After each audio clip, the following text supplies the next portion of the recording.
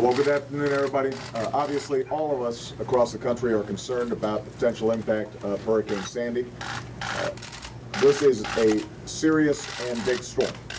And my first message is to all people across the eastern seaboard, mid-Atlantic, going north, that you need to take this very seriously and follow the instructions of your state and local officials, because they are going to be providing you with the best advice in terms of how to deal with this storm over the coming days.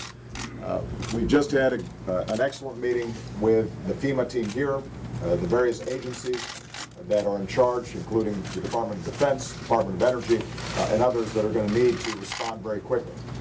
Under Craig Fugate's leadership here at FEMA, we've had a chance to talk to the regional officials as well. And I just had a phone call with the governors of potentially impacted states, as well as some of the major cities in the region. At this stage, everybody is confident that the staging process, the pre-positioning of resources, commodities, equipment that are going to be needed to respond to the storm are in place. But as Craig has emphasized, this hasn't hit landfall yet. So we don't yet know where it's going to hit, where we're going to see the biggest impacts, and that's exactly why it's so important for us to respond big and respond fast as local information starts coming in. I want to thank all the members of the team for the outstanding work that they're doing, but the other thing that makes this storm unique is we anticipate that it is going to be slow moving. That means that it may take a long time not only to clear, but also to get, for example, the power companies back in to clear trees and to put things back in place so that folks can start moving back home. So my main message to everybody involved is that we have to take this seriously.